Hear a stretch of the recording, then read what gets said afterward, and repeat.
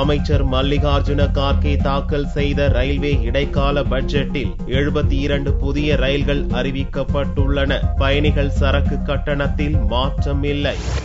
லோக்சபாவில் புதனன்று பகல் 12 மணிக்கு தெலங்கானா தனி மாநிலத்துக்கு எதிராக சீமாந்திரா எம்பிக்களின் தொடர் அமளிக்கிடையே 2014ஆம் ஆண்டுக்கான ரயில்வே இடைக்கால பட்ஜெட்டை அமைச்சர் மல்லிகார்ஜுன கார்கே தாக்கல் செய்தார். பயணிகள் மற்றும் சரக்கு கட்டணத்தில் எந்தவித மாற்றமும் செய்யப்படவில்லை. அதே நேரம் செலவுக்கேற்ப ரயில் கட்டணத்தை மாற்றியமைக்கும் வகையில் ரயில் கட்டண ஆணையம் உருவாக்கப்பட்டு வருவதாக கார்கே தெரிவித்தார். இடைக்கால பட்ஜெட்டில் 72 புதிய ரயில்களை கார்கே அறிவித்தார். இவற்றில் 17 பிரீமியம் ரயில்கள், 38 எக்ஸ்பிரஸ் ரயில்களுடன் 10 பயணிகள் ரயில்களும் இடம்பெற்றுள்ளன.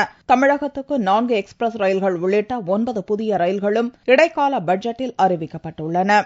Extension of rail connectivity to the northeastern states has been a focus area for government. The capital of Arunachal Pradesh would soon be on trial map in this financial year, as Harmuti Naharlagun new line is expected to be commissioned shortly.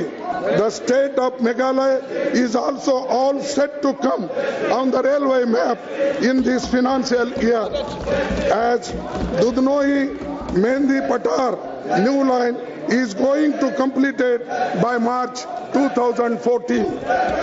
வடகிழக்கு மாநிலங்களுக்கான 510 kilometre நீள ரயில் திட்டம் வரப்பிரசாதமாக அமையும் என்றும் கூறிய கார்கே, 2014ஆம் ஆண்டு முதல் மேகாலயா மற்றும் அருணாச்சல பிரதேசத்துக்கு ரயில் சேவை துவங்கப்படும் எனவும் தெரிவித்தார்.